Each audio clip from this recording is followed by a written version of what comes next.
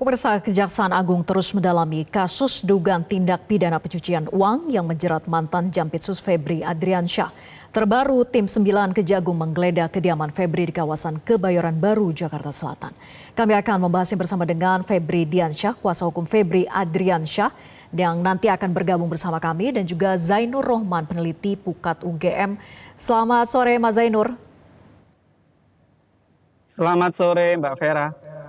Baik, terima kasih sudah bergabung Mas Zainur. Penggeledahan ini kembali dilakukan kali ini oleh tim 9 penyidik Kejagung dan ini di rumah yang dihuni oleh FA.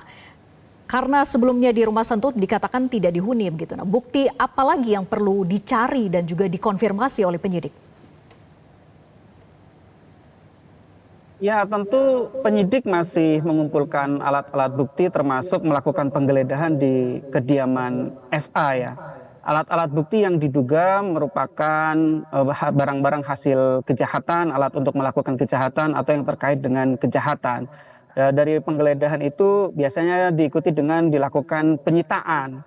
Nah, tentu ini kan FA melalui kuasa hukumnya sudah berkali-kali menyampaikan ada berbagai kejanggalan begitu ya dalam proses hukumnya. Maka itu adalah hak bagi seorang tersangka melalui kuasa hukumnya untuk menyampaikan hal tersebut atau menggunakan upaya hukum yang tersedia. Misalnya FA melalui kuasa hukumnya mengatakan penyidik tidak memperhatikan pasal 100 angka 5 Kitab Undang-Undang Hukum Acara Pidana yang di sana diatur mengenai syarat penahanan begitu ya.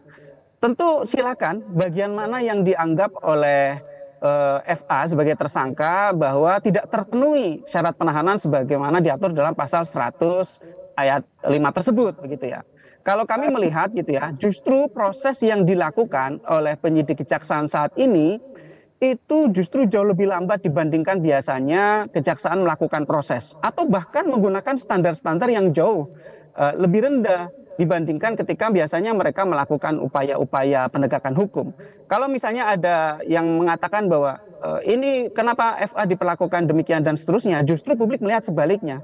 FA sudah mendapatkan berbagai perlakuan yang sangat istimewa. Contoh yang kecil-kecil mulai dari tidak dikenakan rompi tahanan, tidak dikenakan borgol, itu sudah merupakan satu indikasi bahwa ada berbagai bentuk perlakuan istimewa terhadap FA. Nah, ketika penyidik melakukan penahanan, tentu penyidik memiliki alasan sebagaimana diatur dalam pasal 100 ayat 5 tersebut. Apakah misalnya FA di dalam memberikan keterangan di dalam pemeriksaan tidak sesuai dengan fakta, ataukah menghambat pemeriksaan, ataukah berupaya merusak, menghilangkan barang-barang bukti, mempengaruhi saksi-saksi. Baik, kita jeda terlebih dahulu untuk kumandang azan maghrib berikut ini. Kita lanjutkan perbincangan dan kuasa hukum Febri Adriansyah, Febri Diansyah sudah bergabung bersama kami. Mas Febri, penggeledahan ini kembali dilakukan tapi kali ini oleh tim 9 di rumah Kebayoran Baru, Jakarta Selatan. Betul itu rumah yang dihuni oleh FA? Itu salah satu ini ya, lokasi penggeledahan ya kalau kita simak ya.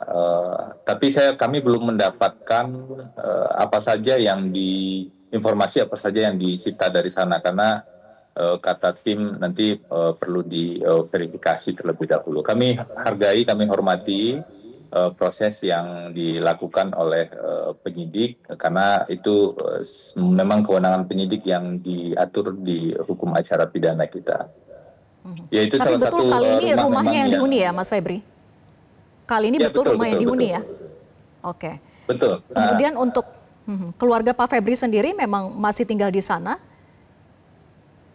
Saya belum dapat info kalau terkait dengan itu karena saya ketemunya kan dengan Pak FA itu di rutan ya saat besuk setiap hari sesuai dengan jadwal yang diberikan oleh KPK begitu karena kami lebih banyak bahas substansi mengurai fakta-faktanya biar jernih begitu di publik dan juga sudah kami temukan sejumlah indikasi-indikasi pelanggaran yang tidak sesuai dengan undang-undang atau peraturan pelaksananya dalam penanganan perkara ini. Baik. Terkait dengan dokumen-dokumen apa yang disita oleh penyidik, Mas Febri tidak tahu begitu ya. Nah, saya ingin langsung saja kalau begitu terkait dengan apa yang Anda persoalkan soal penahanan terhadap FA yang sudah dilakukan meskipun Anda katakan belum ada pemeriksaan sebagai tersangka. Nah, apakah penahanan bagi FA ini menurut Anda terkesan dipaksakan? Eh, Isunya bukan soal dipaksakan atau tidak ya, saya pikir, tapi apakah itu sesuai dengan hukum atau tidak. Di KUHP baru kita di pasal 100 ayat 5 itu kan jelas sekali ya. Tadi saya koreksi Mas Zainur yang mengatakan seolah-olah tersangka sudah diperiksa dan kemudian mengatakan informasi yang tidak benar. Peristiwa itu tidak mungkin terjadi. Kenapa? Karena pada saat penahanan disampaikan, surat perintah penahanan disampaikan pada pukul 7, itu sama sekali tersangka belum diperiksa. Jadi bagaimana mungkin bisa menyimpulkan, misalnya kalau kejaksaan menyimpulkan ada keterangan yang tidak sesuai dengan fakta, sementara tersangka belum diperiksa. Demikian juga dengan alasan-alasan yang lain, misalnya tidak hadir dalam pemanggilan 2 kali. Justru Pak FA hadir dalam pemanggilan tersebut dan sedang berada pada posisi sebagai tersangka ketika diperiksa pada malam harinya. Termasuk alasan-alasan yang lain, misalnya menghambat proses penyidikan, mengulangi tindak pidana, itu pasti tidak mungkin dilakukan. Kenapa? Karena pada saat itu Pak Eva berada di hadapan para penyidik. Tidak ada yang dilakukan selain menjawab pertanyaan-pertanyaan dari penyidik. Nah, oleh karena itulah kita kan tidak mau penegakan hukum ini dengan landasan semangat-semangat semata tapi melanggar hukum. Nah, itu yang perlu di-clearkan saya kira. Soal penahanan kurang lebih demikian. Nah, kami juga sudah menemukan ada banyak persoalan yang lain. Contoh sederhana, Kejaksaan Agung itu kan menerbitkan surat perintah penyidikan umum itu ada beberapa ya. Dan kami menemukan ketidaksinkronan di surat perintah penyidikan itu. Misalnya bagian menimbang dari surat penyidikan itu adalah kasus batubara, tetapi bagian perintahnya atau bagian untuknya adalah kasus yang lain, kasus terkait dengan anak perusahaan Krakatau Steel dan sebaliknya. Demikian juga dengan sprindik TPPU-nya tidak konsisten. Misalnya kalau melanjutkan apa yang sudah diproses sebelumnya di Polri, itu dikait-kaitkan dengan peristiwa Asabri. Peristiwa Asabri ini kan terjadi Kejaksaan baru memproses di 2021. Sementara penetapan tersangka TPPU-nya adalah peristiwa dari 2018. Ini yang tentu saja fatal. Kenapa fatal? Karena seolah-olah TPPU-nya mundur dari tindak pidana asalnya. Seolah-olah seperti itu ya dalam pandangan kami. Seharusnya sudah pernah ada putusan di Mahkamah Agung sebenarnya di tahun 2021, seingat saya PK Joko Susilo yang menegaskan bahwa TPPU itu tidak boleh mundur dari waktu tindak pidana asalnya, hingga seluruh aset Joko Susilo yang mundur dari tindak pidana asalnya itu kemudian dikembalikan gitu. Nah, persoalan utamanya adalah sekali lagi tidak jelasnya predicate crime dari penetapan tersangka TPPU yang dijatuhkan atau disangkakan kepada Pak FA ini. Seolah-olah semua penyidikan tindak pidana korupsi yang belum ada tersangka kemudian jadi tindak pidana asal. Jembatan ini yang tidak logis dan tidak ada kami temukan bukti-bukti hukumnya. Kenapa ini penting? Agar tidak setiap orang kemudian bisa dengan mudah menjadi semacam menjadi tersangka karena praktek-praktek yang tidak sesuai dengan aturan hukum tersebut. Kami belum bicara soal substansi ya, yang mungkin ada banyak isu yang lain yang belum terverifikasi secara kuat. Gitu mungkin, Vera. Ya, saya ingin bertanya saja soal penahanan yang saat ini sedang ditempuh, dijalani oleh Pak FA. Bagaimana di sana? Apakah nyaman bagi Pak FA? Saya pikir jawabannya pasti ini ya, pasti sama untuk semua orang. Tidak ada rumah tahanan yang nyaman ya.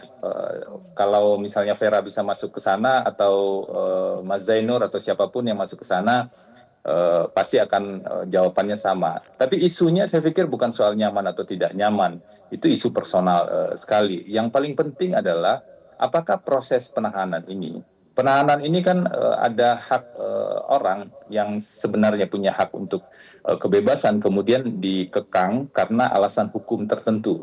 Alasan hukum tertentu itu dimungkinkan tentu saja menurut konstitusi dan aturan yang berlaku dengan syarat memang ada bukti permulaan yang sangat kuat dan tidak meragukan dan prosesnya juga sesuai dengan aturan hukum.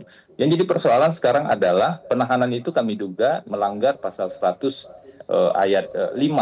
Bahkan di surat perintah penahanan itu tidak dipertimbangkan sama sekali pasal 100 ayat 5 tersebut. Seolah-olah ini masih menggunakan KUHP lama, di mana di KUHP lama itu penahanan itu lebih didasarkan pada subjektivitas penyidik. Nah, pertanyaannya, apakah penahanan yang seperti ini, siapapun yang ditahan ya, itu kemudian bisa dibenarkan hanya karena misalnya banyak orang meminta ditahan, tapi penahanannya tidak dilakukan sesuai dengan hukum. Jadi isunya lebih kembali harus kita lihat pada ini bisa berdampak pada siapa saja seperti itu. Ya, pasal 100 ayat 5 yang masih dipersoalkan, saya ke Mas Zainur. Apakah setuju ada tahapan yang dilompati terhadap penahanan FA ini bahwa belum ada pemeriksaan sebagai tersangka namun langsung ditahan bersama dengan penetapan tersangkanya? Ya, bagi tersangka apapun yang dilakukan penyidik pasti salah ya dan merupakan hak dari tersangka untuk menggunakan upaya hukum. Silakan kalau misalnya mau mengujinya di pra-peradilan. Tapi kalau kita misalnya lihat sampai sekarang sepertinya belum ada informasi untuk proses ke sana. Yang kita lihat baru di media massa seperti yang kita lakukan sekarang gitu ya. Ya, Tadi misalnya kuasa hukum FA menyampaikan 100 ayat 5 dilanggar gitu ya. Ya, silakan diuji satu persatu. Kalau penyidik mengatakan di situ ada upaya untuk menghambat proses pemeriksaan misalnya, bagian mana yang kemudian dilanggar? Yang kedua, penyidik pasti juga punya alasan. Misalnya, apakah FA ini pernah mempengaruhi saksi agar saksi kemudian di set up sedemikian rupa, misalnya terhadap DR atau terhadap NH atau terhadap yang lain, ya silakan. Kalau kemudian dianggap itu belum terpenuhi, silakan uji. Tapi kalau kita lihat ya, kebiasaan di kejaksaan bahkan jauh lebih keras daripada yang diterima oleh FA. Kalau kita lihat di dalam 100 ayat 5 itu, sebenarnya memang ada beberapa poin yang membuka ruang subjektivitas tinggi. Kita harus akui itu. Misalnya menghambat proses pemeriksaan. Ya, kalau bagi penyidik mengatakan ini ada hambatan yang dilakukan dari pihak tersangka, ya kemudian penyidik akan menggunakan kewenangannya untuk melakukan penahanan. Ketika kemudian saksi-saksi diajak bicara misalnya oleh FA dan pembicaraannya itu mengarahkan agar tidak mengatakan yang sebenarnya, itu sudah terpenuhi. Jadi sekali lagi, kalau dari sisi formil saya melihat, ya saya sangat percaya dari aturan formilnya pasti sudah terpenuhi. Kalau belum terpenuhi, merupakan hak dari seorang tersangka untuk mengujinya di forum pra-peradilan. Nah, kembali juga kepada beberapa pembahasan tadi misalnya terkait dengan TPPU begitu ya. Ini kan perdebatan yang sudah lama sekali ya, dan perdebatan ini tidak akan pernah berakhir. Apakah predikat krimnya itu harus ada terlebih dahulu? Mayoritas orang mengatakan harus ada. Yang kedua, apakah predikat krimnya harus dibuktikan terlebih dahulu? Mayoritas orang mengatakan tidak, sesuai dengan pasal 69. Tetapi bahwa predikat krim itu harus dibuktikan memang iya. Pembuktiannya nanti di persidangan. Itu yang selalu dikatakan juga oleh pihak kejaksaan. Pembuktian nanti di proses persidangan. Apa predikat krimnya? Tindak pidana korupsi. Apa kemudian yang menjadi TPPU-nya? Uang-uang yang disita dan juga harta benda berupa emas 74 kilo dan juga harta benda lainnya. Jadi saya lihat dari sisi formil tidak ada persoalan di situ. Ketika kemudian tersangka berkali-kali mengatakan ada formil yang dilanggar, ya publik sangat menunggu pengujian dari sisi kuasa hukum terhadap proses yang dilakukan oleh kejaksaan di forum pra-peradilan agar kita bisa lihat dan kita bisa melihat alat bukti apa yang dimiliki oleh penyidik, bagaimana perolehan terhadap alat bukti tersebut dan bagaimana itu semua dilakukan. Mbak Vera. Ya, itu dia yang tadi Mas Zainur katakan bahwa tidak ada persoalan di ranah formil, tapi kan tentu tim kuasa hukum masih mempersoalkan ranah formil ini. Jadi Mas Febri, mengapa tidak ajukan pra-peradilan saja? Pertama, saya yakin Mas Zainur berpendapat tanpa pernah melihat dokumen surat penahanannya, dan wajar saja kalau tidak pernah melihat itu, gitu ya. Artinya kesimpulan itu lahir dari sepenuhnya asumsi. Yang ingin saya sampaikan misalnya kalau tadi dikatakan ada upaya mempengaruhi saksi, normanya kan begitu ya. Tapi baca baik-baik pasal 100 ayat 5 itu disebutkan jika tersangka mempengaruhi saksi. Pertanyaannya, bagaimana cara tersangka? Jadi tersangkanya kan sejak pukul 7 malam nih hari Jumat. Bagaimana cara tersangka mempengaruhi saksi sementara ia berada di depan penyidik? Itu sudah pasti tidak akan mungkin terjadi. Kalau terjadi, peluang-peluangnya adalah sebelum menjadi tersangka. Tentu harus dibuktikan terlebih dahulu. Jadi memang betul-betul harus hati-hati dalam membaca pasal-pasal itu, dan harapannya ya kita tidak terkesan memberikan stempel seolah-olah proses penegakan hukum itu sudah benar, karena stempel-stempel seperti itu berbahaya sekali dan bisa menimbulkan abuse of power, bukan hanya untuk satu orang ya, tapi untuk banyak pihak. Yang kedua yang juga penting, mungkin kita perlu bedakan ya, tadi belum clear di Mas Zainur antara apakah tindak pidana asal itu wajib dibuktikan. Itu satu, di pasal 69 jelas disebutkan penyidikan, penuntutan, dan proses persidangan TPPU tidak wajib dibuktikan tindak pidana asalnya. Saya setuju sepenuhnya. Karena itulah tidak harus menunggu putusan itu berkekuatan hukum tetap atau ada putusan baru kemudian TPPU diproses. Tapi ada isu kedua, kalau dibaca penjelasan pasal 74 Undang-Undang Pencucian Uang itu jelas sekali. Harus dilakukan terlebih dahulu penyidikan tindak pidana asal. Jika kemudian dalam penyidikan tindak pidana asal, katakanlah benar tindak pidana asalnya korupsi, katakanlah benar begitu ya. Dilakukan dulu penyidikan tindak pidana korupsi, kemudian dikumpulkan bukti-bukti, kalau sudah ada bukti permulaan yang cukup, baru dibuka penyidikan pencucian uang. Itu bunyi kurang lebih penjelasan pasal 74 Undang-Undang 8 tahun 2010. Dalam hal penyidik tindak pidana asal menemukan bukti permulaan yang cukup adanya pencucian uang, maka penyidik melakukan penyidikan pencucian uang tersebut. Silahkan Mas Zainur cek betul dan baca hati-hati pasal itu. Artinya apa? Harus ada penyidikan tindak pidana asal. Cari bukti dulu, baru kemudian pencucian uang. Sekarang pertanyaannya, kalau di dokumen sprindik, surat perintah penyidikan itu langsung digabung tindak pidana korupsi A dan pencucian uang. Di mana penyidikan tindak pidana asalnya dilakukan? Kapan penyidikan tindak pidana asalnya dilakukan? Apa buktinya? Sampai kemudian di waktu yang sama digabung dengan pencucian uang.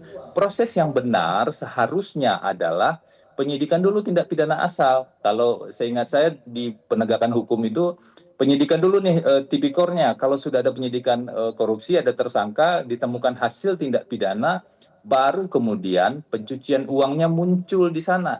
Tidak ujuk-ujuk kemudian digabung. Nah, kehati-hatian dalam proses penanganan perkara ini menjadi penting agar jalan dalam penanganan perkara ini bisa terang nih, dan potensi abuse of power itu tidak kemudian bisa digunakan bukan hanya untuk perkara ini. Concern kami adalah ini kan hukum acara yang diatur secara jelas untuk melindungi semua orang. Jadi sikap kritis, sikap objektif menjadi sangat penting dibanding sekedar menjadi cap bagi proses penegakan hukum ya, jika ada kekeliruan. Jadi predikat crime-nya atau tindakan asalnya begitu ya yang harusnya dapat dibuktikan. Nah, saya ingin ke Mas Zainur, kalau saya ralat ya, bukan harus dibuktikan yang Vera bilang tadi, tapi harus ada. Baru ketemu bukti pencucian uang, barulah diproses. Kalau harus dibuktikan itu pasal 69 sudah predikat jelas. Crime-nya harus ada. Baik. Terlebih dahulu. Oke, jadi Mas Febri singkat akan ajukan pra peradilan atau tidak terkait dengan formil ini? Sampai sekarang yang kami lakukan adalah mengidentifikasi persoalan-persoalan hukumnya. Makanya kami baru menyampaikan update-nya dari waktu ke waktu, ketemu banyak hal. Jadi belum ya? Lobang-lobang dalam persoalan hukum ini. Nah, nanti kalau sudah ada keputusan tentu kami informasikan, tapi yang pasti belum ada keputusan untuk pra-peradilan saat Baik, ini. masih dipertimbangkan. Saya ke Mas Zainur. Jadi, apakah persoalan formil ini menjadi celah untuk meloloskan Febri dari statusnya sebagai tersangka? Mas Zainur. Dari berbagai putusan pra-peradilan sebelumnya tidak seperti itu. Jadi tadi misalnya Mas Febri menyebut soal 100 ayat 5 ya. Di sana dikatakan misalnya soal statusnya adalah tersangka dulu. Jadi sebelum status tersangka apapun yang dilakukan itu tidak dihitung. Loh, ini tafsirnya Mas Febri begitu ya. Jadi bunyi mau sebelumnya itu pasalnya mengatur seperti saksi, itu. mengatur. Coba dibaca baik-baik Ya, bunyi pasalnya. itu Bukan tafsir Anda seperti saya itu kan. Tafsir Anda jadi hanya boleh dihitungnya sejak penetapan tersangka. Sebelumnya Bukan mempengaruhi tafsir saksi, saya sebelumnya seperti men-set itu. up Boleh dan gantian Mas seterusnya Febri. gitu ya. Kita kasih kesempatan Mas Zainur Rumusan supaya terdengar. Beri kesempatan Mohon saya dilanjutkan bicara. Mas Zainur. Coba baca dulu Beri deh. kesempatan saya bicara. Saya mendengarkan Silakan, Anda bicara dengan Gantian. baik, Kita kasih Anda porsi yang tidak bisa sama. mendengarkan Mas Zainur, orang silakan. lain. Gantian. Ya, silakan. Oke. Sekali lagi, jadi kalau menurut kuasa hukum dari FA, karena ditulisnya adalah statusnya tersangka atau terdakwa, maka semua bentuk-bentuk apapun yang dilakukan sebelum status tersangka itu tidak bisa dijadikan sebagai alasan penahanan. Kurang lebih seperti itu. Tetapi di situ, ingat, di situ ada kata-kata menghambat proses pemeriksaan. Itu hanya bisa dirasakan, diketahui, dilakukan hanya oleh penyidik. Jika kuasa hukum mengatakan itu tidak terpenuhi, itu juga hanya sekedar asumsi. Silahkan uji di hadapan proses pra-peradilan kalau memang tidak sebagaimana yang dituduhkan. Misalnya seperti itu. Jadi kalau kita lihat di dalam 100 ayat 5 itu memang diatur klausul-klausul yang sedemikian rupa memberi ruang kepada penyidik untuk menggunakan kewenangan penahanan. Bukan berarti kemudian penyidik tidak punya ruang untuk melakukan penahanan. Kemudian hanya bisa melakukan penahanan ketika huruf A sampai H itu dilakukan setelah statusnya sebagai tersangka. Meskipun demikian sekali lagi, di situ ada kata-kata menghambat pemeriksaan. Yang kedua adalah soal pasal 74. Soal 74 itu kan soal penyidiknya, siapa yang berwenang untuk melakukan penyidikan. Penyidiknya itu siapa? Yaitu penyidik tindak pidana asalnya. Yang tadi disampaikan kurang lebih sama. Jadi ini soal membaca pasal begitu ya. Yang dilakukan oleh kuasa hukum ini juga sama, bahwa pasal 74 itu seolah-olah penetapan tersangka TPPU itu hanya bisa dilakukan kalau sudah ada penyidikan terhadap tindak pidana asalnya. Bukankah itu sudah dilakukan? Ya, jadi saya tidak melihat ada persoalan dalam penetapan tersangka TPPU dari sisi pasal 74. Sekali lagi, pasal 74 itu bicara soal siapa penyidiknya. Penyidiknya adalah penyidik tindak pidana asalnya. Bahwa kemudian ada ditemukan TPPU, itu bisa dilakukan bersama-sama dengan penetapan tersangka untuk predikat krimnya. Saya tidak melihat ada satupun aturan yang melarang penetapan tersangka TPPU harus tidak boleh bersama-sama dengan pidana asalnya, TPA-nya. Saya lihat dari sisi putusan-putusan pengadilan itu juga terdahulu selalu menggunakan cara-cara yang sama dan itu diterima oleh majelis hakim karena memang pasal 74 itu bukan mewajibkan penyidikan secara berurutan. Cara pandang kuasa hukum ini kan yang merasa paling pintar sendiri adalah harus TPA-nya disidik dulu selesai, baru kemudian TPPU-nya selesai, begitu. Begitu juga tadi cara membaca pasal 100 ayat 5 gitu ya. Dan cara membaca orang lain tidak ada yang benar begitu kan. Saya lihat itu adalah cara-cara untuk membela diri. Silahkan terus-menerus melakukan pembelaan diri dan publik ingin melihat pengujiannya di depan forum peradilan.